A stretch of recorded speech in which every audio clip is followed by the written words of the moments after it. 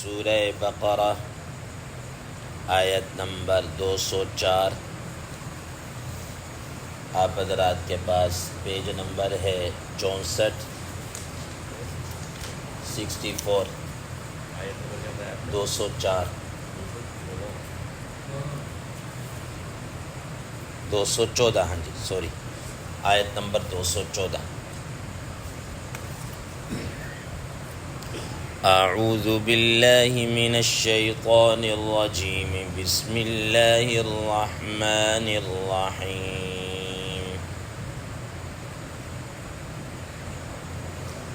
ام حسبتم ان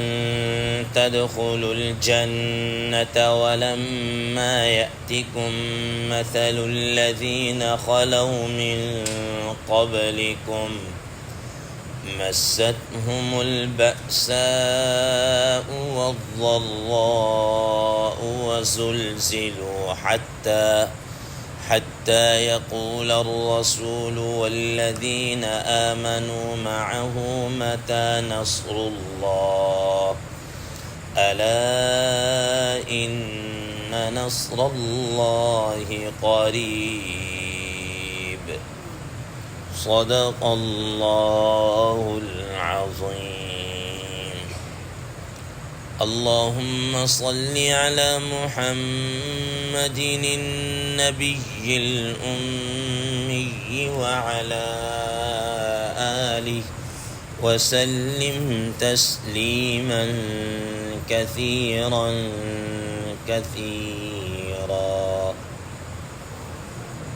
محترم سامعین کرام، اس آیت مبارکہ کا ترجمہ اللہ تبارک و تعالی ارشاد فرماتے ہیں،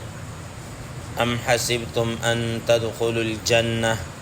کیا تمہارا یہ گمان ہے، خیال ہے کہ تم جنت کے اندر داخل کیے جاؤ گے، ولما یأتکم مثل الذین خلوا من قبلکم، اور حالانکہ ابھی تک تمہارے اوپر تم سے پہلے لوگوں جیسے حالات واقعات آئے ہی نہیں ہیں، مستهم البأساء والضراء وزلزلوا، کہ ان کو سخت قسم کی تکلیف پہنچی ہے اور مصیبت آئی ہے، سختی آئی ہے، اور وہ ایسے ہلا دیے گئے ہیں، حتی یقول الرسول، یہاں تک کہ اس زمانے کے پیغمبر، والذین آمنوا معہ، اور وہ لوگ جو ان کے ساتھ ایمان لائے، وہ یوں کہنے لگے، متی نصر اللہ، کہ اللہ کی مدد کب آئے گی، الا ان نصر اللہ قریب، یاد رکھو بے شک اللہ تعالیٰ کی مدد قریب ہے۔ محترم سامعین کرام، کل آپ حضرات کے سامنے اس آیت مبارکہ کے شان نزول اور اس کے متعلق ابتدائی گفتگو ہو چکی تھی کہ کس طریقے سے صحابہ کرام رضوان اللہ تعالی علیہم اجمعین کے اوپر مصائب آئے اور انہوں نے برداشت کیے، یہاں تک کہ کچھ صحابہ کرام یا کوئی ایک آدھ صحابی نبی صلی اللہ علیہ وسلم کے پاس بھی آیا، جیسے کہ حضرت خباب بن الارت رضی اللہ تعالیٰ عنہ کا نام آتا ہے، تو نبی صلی اللہ تعالیٰ علیہ وسلم نے ان سے یہی فرمایا کہ بھئی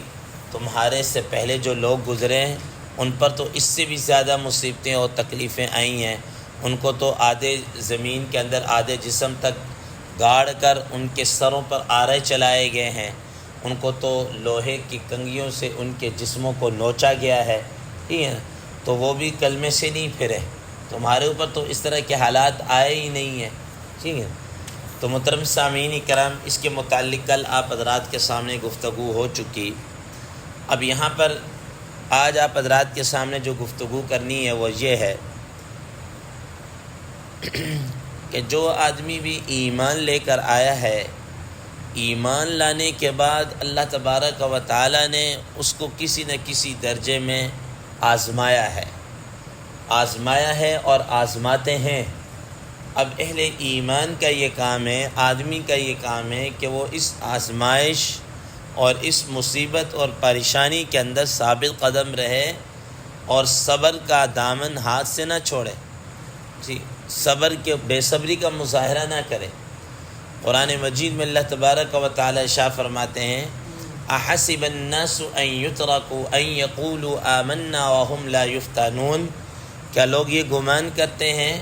کہ وہ ایمان لائے اور ان پر کوئی آزمائش نہیں آئے گی اور یوں ہی چھوڑ دی جائیں گے؟ وَلَقَدْ فَتَنَّ الَّذِينَ مِن قَبْلِهِمْ فَلَيَعْلَمَنَّ اللَّهُ الَّذِينَ صَدَقُوا وَلَيَعْلَمَنَّ الْكَاذِبِينَ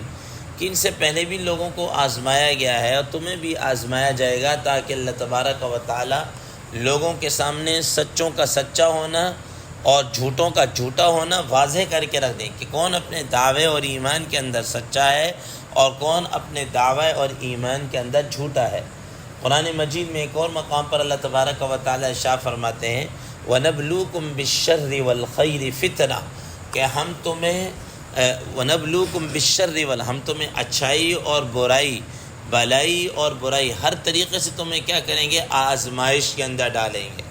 آزمائش کے اندر ڈالیں گے۔ محترم سامعین کرام، قرآن نبی کریم صلی اللہ تعالی علیہ وسلم نے کیا فرمایا؟ حفت الجنت بالمکارہ وحفت النار بالشہوات، او کما قال علیہ الصلوۃ والسلام کہ اللہ تبارک و تعالی نے جنت کو مصیبتوں، پریشانیاں اور جو مکارے ہیں ان کے اندر چھپا کر رکھا ہوا ہے۔ گویا کہ یہ مصیبتیں اور پریشانیاں یہ جنت کی باڑ ہے، اس باڑ کو کراس کریں گے تو آگے جنت ہی جنت ہے، آگے جنت ہے، ٹھیک ہے نا؟ یہ مصیبتیں اور پریشانیاں یہ جنت کی ایک طرح سے باڑ ہے، جنت کو اس کے اندر اللہ تعالیٰ نے چھپا کر رکھا ہوا ہے۔ اور دوسری طرف جہنم ہے، اس کے متعلق وحفت النار بالشہوات کہ جتنی خواہشات کی چیزیں ہیں اللہ تبارک و تعالیٰ نے جہنم کو ان کے اندر ڈھانپ کر رکھا ہے۔ اب آج دیکھ لیجئے، اگر ہم اپنی خواہشات کے اوپر چل رہے ہیں، ہمارے دل کے اندر آ رہا ہے، ہماری خواہش ہے کہ جی حلال حرام کی تمیز کیے پیسہ کمائیں، ہماری خواہش ہے کہ ہم جناب اللہ ہم سے کوئی پوچھے نہیں، جو مرضی کریں، ہماری آزادی، ہمارا جسم، ہماری مرضی وغیرہ ذالک، اس قسم کے جب یہ ساری چیزیں، یاد رکھیے گا کہ اللہ تبارک و تعالیٰ نے جہنم کو ان ہی چیزوں کے اندر چھپایا ہوا ہے۔ یہ ایک باڑ ہے جو انسان اس کو کراس کر رہا ہے اور آگے جہنم کا گڑھا ہے، آگے وہ جہنم کے گڑھے کے اندر کیا ہے؟ گر رہا ہے۔ اس لیے مصائب اور پریشانیوں کے اوپر صبر کرنا یہ گویا جنت کے راستے میں اور جنت کے اندر کیا ہے؟ چلنا۔ قرآن مجید میں اللہ تبارک و تعالیٰ نے اسی وجہ فرمایا سلام علیکم بما صبرتم فنعم عقبی الدار، جو تم نے یہ صبر کیا ہے اس صبر کرنے کے بدلے میں اللہ تبارک و تعالیٰ کی طرف سے تمہارے اوپر سلامتی ہو، اور فرمایا فنعم عقبی الدار، تمہارا آخرت کا جو ٹھکانہ وہ بہت ہی اچھا ہے، وہ بہت ہی کیا ہے؟ اچھا ہے۔ محترم سامعین کرام، اب یہ کہ اللہ تبارک و تعالیٰ جو انسان کو فرمایا ہے کہ ہم آزمائیں گے اور آزمائشیں آتی بھی ہیں، ٹھیک ہے نا؟ تو یہ کس طریقے سے آزمائیں گے، کس قسم کی آزمائشیں آتی ہیں، اس کو بھی قرآن مجید میں اللہ تبارک و تعالیٰ نے بیان کر دیا۔ فرمایا وَلَنَبْلُوَنَّكُمْ بِشَيْءٍ مِّنَ الْخَوْفِ وَالْجُوعِ وَنَقْصٍ مِّنَ الْأَمْوَالِ وَالْأَنفُسِ وَالثَّمَرَاتِ وَبَشِّرِ الصَّابِرِينَ الَّذِينَ إِذَا أَصَابَتْهُمْ مُصِيبَةٌ کہ ہم تمہیں لوگوں کے خوف سے، بھوک سے، قحط سالی سے، پھلوں کا کم ہونا، مال کا کم ہونا، لوگوں کا کم ہو جانا، ان ساری چیزوں سے ہم تمہیں آزمائیں گے۔ فرمایا کہ اور وہ خوشخبری ان لوگوں کے لیے جو صبر کرتے ہیں، اور ان کے لیے خوشخبری جو صبر کرتے ہیں کہ جب بھی ان کو مصیبت پیش آتی ہے تو اللہ کے حضور یہ کہتے ہیں انا للہ و انا الیہ راجعون۔ تو یہ اللہ تبارک و تعالیٰ ان چیزوں، کبھی خوف مسلط کر کے، کبھی جسمانی طور پر کوئی تکلیف میں مبتلا کر دیا، کبھی مالی کوئی تنگی پیش آ گئی، کبھی جناب اعلیٰ انسان کو اور قحط سالی کی صورت سے سامنا کرنا پڑ گیا، کبھی ایسا ہوتا ہے کہ انسان کھیتی باڑی کر رہا ہوتا ہے، شاندار قسم کا باغ لگایا ہوتا ہے، لیکن اچانک اللہ تبارک و تعالیٰ کی طرف سے کوئی ایسی افتاد آتی ہے کہ وہ سارے کا سارا باغ ختم ہو جاتا ہے۔ یہ ساری چیزوں سے اللہ تبارک و تعالیٰ انسان کو کیا کر رہے ہوتے ہیں؟ آزما رہے ہوتے ہیں، یہ آزمائش آتی ہے۔ اور یاد رکھیے گا، فرماتے ہیں حدیث مبارکہ کا مفہوم ہے کہ جو آدمی جتنا ایمان کے اندر سچا ہوگا، جتنا جناب اعلیٰ وہ اللہ تعالیٰ کے قریب ہوگا، فرمایا اس پر اتنی ہی مصیبتیں اور پریشانیاں آئیں گی۔ فرمایا کہ اشد البلاء الانبیاء ثم امثلهم فامثلهم کہ سب سے زیادہ سخت تکلیفیں اور مصیبتیں حضرات انبیاء علیہ السلام پر آتی ہیں، اور اس کے بعد درجہ بدرجہ لوگوں پر یہ ساری مصیبتیں اور پریشانیاں کیا ہیں آتی ہیں۔ محترم سامعین کرام، تو نبی کریم صلی اللہ تعالیٰ علیہ وسلم نے اسی بات کی طرف اشارہ کرتے ہوئے اللہ تبارک و تعالیٰ نے فرمایا ام حسبتم ان تدخلوا الجنہ، تم لوگ یہ گمان کرتے ہو کہ تم یوں ہی جنت کے اندر داخل کر دیے جاؤ گے؟ وَلَمَّا يَأْتِكُمْ مَثَلُ الَّذِينَ خَلَوْا مِن قَبْلِكُمْ، حالانکہ تمہارے اوپر تم سے پہلے لوگوں جیسے حالات واقعات اس طریقے سے تو آئے ہی نہیں ہیں۔ ان کے حالات کیا تھے؟ فرمایا مَسَّتْهُمُ الْبَأْسَاءُ وَالضَّرَّاءُ وَالزُّلْزِلُوا، کہ ان کے اوپر اللہ تبارک و تعالیٰ نے بأساء والضراء، مالی مصیبتیں بھی داخل کی اور بدنی مصیبتیں بھی۔ حضرات مفسرین کرام بأساء کا ترجمہ مالی مصیبتیں کرتے ہیں کہ ان پر مالی تنگی آ گئی، مالی پریشانیاں آ گئی، اور ضراء کا معنی بدنی طور پر کوئی بیماری آ گئی، کوئی اور اس طریقے سے آ گئی، ٹھیک ہے نا، انسان کا کاروبار تباہ ہو گیا، یہ جناب مالی انسان کے اوپر کیا ہے، کچھ سختی آ چکی ہے، انسان جناب اعلیٰ کوئی اور اس طریقے سے کام کرتا ہے، اس کا نقصان اٹھانا پڑ جاتا ہے، یہ ساری مالی ہیں۔ اور جسمانی طور پر کوئی بیماری، کوئی پریشانی، کوئی اور اس طریقے سے کیا ہے انسان کو لاحق ہو جائے، یہ ساری کی ساری انسان پر آئیں۔ فرمایا ان پر بھی اس طریقے سے مصیبتیں آئیں، وَزُلْزِلُوا، اور وہ یہاں تک کہ ان کو ایسا جھنجھوڑا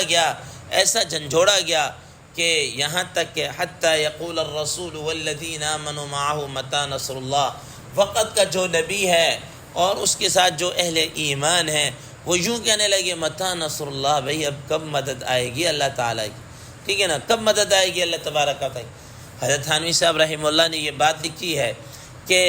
نبی جو ہوتا ہے اس کے ساتھ بھی بشری تقاضے ہوتے ہیں، ان بشری تقاضوں کے مطابق اگر اس نے کوئی ایسی بات کہہ دی تو یہ اس کے نبوت کے یا اس کے مراتب کے کوئی خلاف نہیں ہے، ٹھیک ہے نا۔ بشری تقاضے ہونے کے ناطے حضرات انبیاء علیہ السلام نے بھی ایسی دعائیں کی ہیں، تو فرمایا کہ اب وہ کہنا متی نصر اللہ الا ان نصر اللہ قریب، کہ کب آئے گی مدد، تو فرمایا اللہ کی مدد تو بڑی قریب ہے۔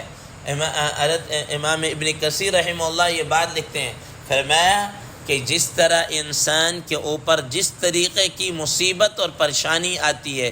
جس درجے کی پریشانی اور مصیبت ہوتی ہے، فرمایا اسی درجے کی اللہ تبارک و تعالیٰ کی مدد اور نصرت بھی آتی ہے، اسی درجے کی۔ اگر مصیبت اور پریشانی ہائی لیول کی ہے تو پھر اللہ تبارک و تعالیٰ کی مدد اور رحمت بھی اسی ہائی لیول کی آئے گی، اگر مختصر تھوڑی سی ہے تو اللہ تعالیٰ کی مدد اور نصرت بھی اسی کے مطابق آئے گی، ٹھیک ہے نا۔ تو بہرحال اللہ تبارک و تعالیٰ نے خود قرآن مجید میں سورہ علم نشرح کے اندر ارشاد فرمایا فَإِنَّ مَعَ الْعُسْرِ يُسْرًا إِنَّ مَعَ الْعُسْرِ يُسْرًا، ٹھیک ہے نا، کہ انسان کے تنگ دستی کے ساتھ یا مصیبت کے ساتھ اللہ تعالیٰ نے آسانی بھی رکھی ہے، مشقت کے ساتھ آسانی بھی رکھی ہے، مشکلات کے ساتھ آسانی بھی رکھی ہے۔ اور حضرات مفسرین کرام رحمہ اللہ فرماتے ہیں کہ یہ اللہ تبارک و تعالیٰ کا یہ کرم ہے اور اللہ تعالیٰ کی مہربانی ہے کہ انسان پر مشکل اور مشقت ایک آتی ہے اور اس کے مقابلے میں آسانیاں ڈبل آتی، دو آسانیاں آتی ہیں، گویا کہ ایک عسر کے مقابلے میں دو یسر آتے ہیں، ایک مشکل کے مقابلے میں دو آسانیاں اس کے اوپر کیا ہیں آتی ہیں۔ تو بہرحال اللہ تبارک و تعالیٰ نے ان آیات میں اس وقت کے جو اہل ایمان تھے ان کو بھی یہ بتا دیا کہ بھئی یہ تمہارے سے زیادہ مصیبتیں اور پریشانیاں تم سے پہلے لوگوں نے جی لی ہیں۔ محترم سامعین کرام، اب ہم چونکہ انتہائی کمزور ہیں، ہمارے اوپر اس طرح کی مصیبتیں اور پریشانیاں نہیں آئیں، ہمیں جناب اللہ کسی نے بھی ہمارے سر کے اوپر آرا رکھ کے نہیں چلایا، کسی نے جناب اللہ ہمیں گن پوائنٹ کے اوپر رکھ کر یا تلوار ہماری گردن کے اوپر رکھ کر نہیں کہا کہ تم یہ کرو اور وہ یوں کرو اور تمہاری گردن اڑا دیں گے۔ ہم تو جناب اللہ بائی بورن، ٹھیک ہے نا، ہم تو پیدائشی کیا ہے مسلمان ہیں، ماں کی گود میں ہمیں کلمہ ملا ہے، اس وجہ سے ہمیں اس کی قدر نہیں ہے۔ اور دوسری طرف حضرات صحابہ کرام رضوان اللہ تعالی علیہم مجمعین نے اپنی جان مال وطن تک کی قربانی دی۔ ہجرت کرنا، اسباب اور سب کو چھوڑ کر چلے جانا، یہ کوئی آسان کام نہیں ہے۔ آج کل کی اس دنیا کے اندر آپ دیکھ لیجئے، کوئی ایک چپا زمین چھوڑنے کو کیا ہے تیار نہیں ہے، ٹھیک ہے نا۔ آپ دیکھ لیجئے کتنے جھگڑے کس بات کے اوپر ہوتے ہیں جی، کہ اس کے اندر میرا اتنا حصہ بنتا ہے، میرے جناب آدھی مرلے کی جگہ جناب والا میری اس میں ہے، اور کیس پہ کیس کیا ہے چل رہا ہوتا ہے انسان، اور انہوں نے اپنے گھر بار سارا کچھ کیا چھوڑا، کس کے لیے؟ اسلام کے لیے۔ اللہ تبارک و تعالیٰ سے دعا ہے اللہ تبارک و تعالیٰ ہمیں بھی ایمان اور اس اسلام کے اوپر ثابت قدم رہنے کی توفیق عطا فرمائے۔ وآخر دعوانا ان الحمد للہ رب العالمین۔